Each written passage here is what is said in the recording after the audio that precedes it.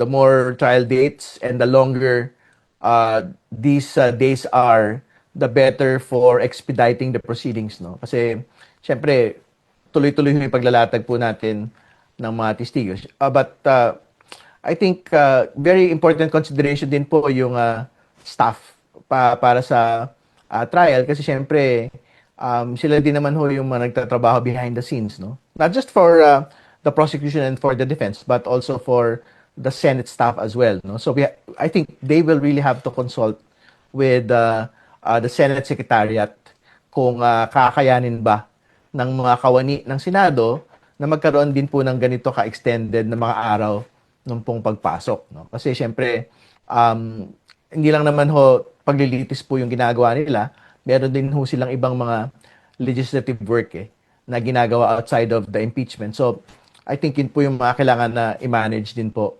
nung pong Senate Impeachment Court at nung Senate leadership din. So, we will abide by how they would want this to proceed in the next couple of weeks. But I think everyone, all the parties, defense, prosecution, and even yung pong mga senator judges would really want to see an expedited timeline and hours of the trial dates. Yung pag-ulan ho talaga is yung unforeseen circumstances nito pong mga buwan na ito. So, barring another round of massive rainfall, hopefully naman ho, wala na hong further delays. Ang expectation na lang ho namin, kung kaya hong madagdagan pa ng isang araw, nung pong paglilitis, kung may paglilitis pa sa Huwebes, baka naman na kakayanin pa ho yun para mapabilis ho talaga yung proseso. Thank you, sir. So, okay po kayo additional 1 day kahit Thursday, parang make-up day, kumbaga? Well, hindi lang siya make-up day, kundi 4 days na talaga yung paglilitis. Yung Friday kasi mahirap pong hingin po yan sa mga kawani. Kasi, syempre, they have long hours already on Mondays to Thursdays, no? So, baka that might be asking too much from them. But we will have to consult with them din po kung paano ho ba talaga yung kakayanin po ng mga kawani at ng lahat ng iba pang mga partido. The more trial dates and the longer these days are, the better for expediting the proceedings, no? Kasi, syempre, tuloy-tuloy yung paglalatag po natin ng mga testigos. But I think very important consideration din po yung staff para sa trial kasi syempre sila din naman ho yung mga nagtatrabaho behind the scenes, no? Not just for the prosecution and for the defense but also for the Senate staff as well, no? So I think they will really have to consult with the Senate Secretariat kung kakayanin ba ng mga kawani ng Senado na magkaroon din po ng ganito ka-extended na mga araw nung pong pagpasok, no? Kasi syempre hindi lang naman ho paglilitis po yung ginagawa nila, meron din ho silang ibang mga legislative work na ginagawa outside of the impeachment. So, I think yun po yung mga kailangan na i-manage din po nung pong Senate Impeachment Court at nung Senate leadership din. So, we will abide by how they would want this to proceed in the next couple of weeks. But I think everyone, all the parties, defense, prosecution, and even yung pong mga senator judges would really want to see an expedited timeline and hours of the trial dates. Yung pag-ulan ho talaga is yung unforeseen circumstances nito pong mga buwan na ito.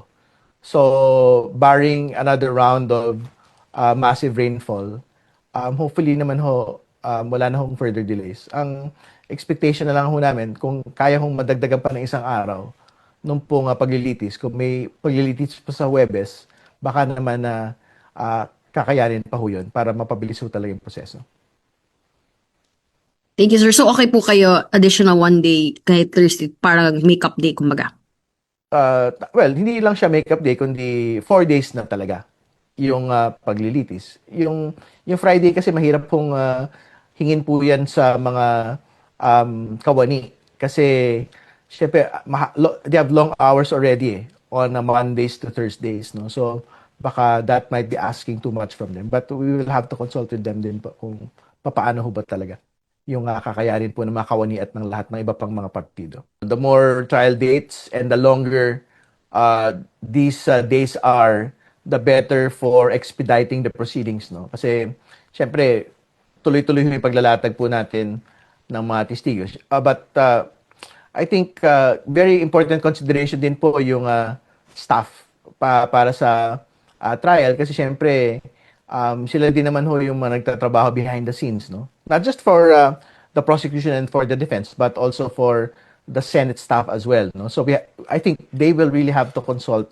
with the Senate Secretariat kung kakayanin ba ng mga kawani ng Senado na magkaroon din po ng ganito ka-extended na mga araw nung pong pagpasok, no? Kasi syempre, hindi lang naman ho paglilitis po yung ginagawa nila, meron din ho silang ibang mga legislative work na ginagawa outside of the impeachment. So, I think yun po yung mga kailangan na i-manage din po nung pong Senate Impeachment Court at nung Senate leadership din. So, we will abide by how they would want this to proceed in the next couple of weeks. But I think everyone, all the parties, defense, prosecution, and even yung pong mga senator judges would really want to see an expedited timeline and hours of the trial dates.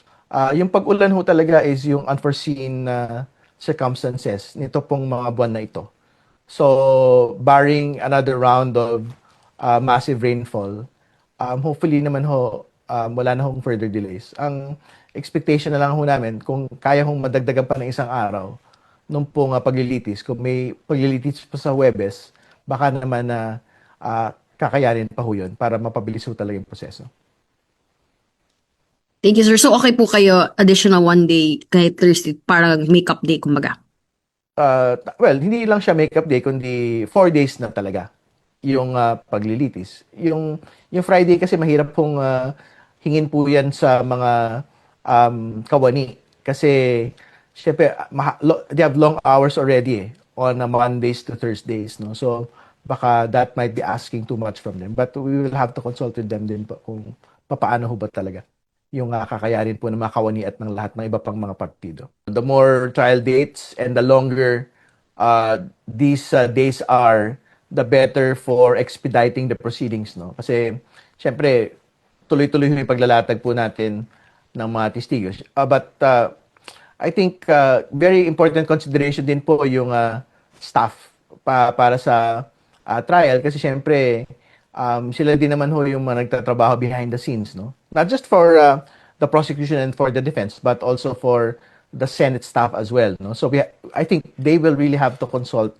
with the Senate Secretariat kung kakayanin ba ng mga kawani ng Senado na magkaroon din po ng ganito ka-extended na mga araw nung pong pagpasok, no? Kasi syempre, hindi lang naman ho paglilitis po yung ginagawa nila, meron din ho silang ibang mga legislative work na ginagawa outside of the impeachment. So, I think yun po yung mga kailangan na i-manage din po nung pong Senate Impeachment Court at nung Senate leadership din. So, we will abide by how they would want this to proceed in the next couple of weeks. But I think everyone, all the parties, defense, prosecution, and even yung pong mga senator judges would really want to see an expedited timeline and hours of the trial dates.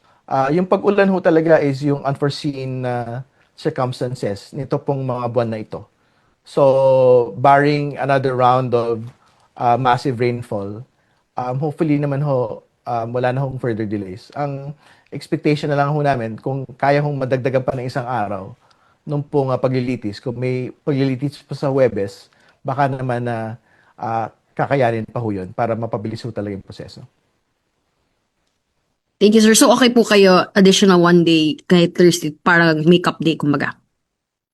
Well, hindi lang siya makeup day, kundi 4 days na talaga yung paglilitis. Yung Friday kasi mahirap pong hingin po yan sa mga kawani. Kasi, syempre, they have long hours already on Mondays to Thursdays, no? So, baka that might be asking too much from them. But we will have to consult with them din po kung papaano ho ba talaga yung kakayanin po ng mga kawani at ng lahat ng iba pang mga partido.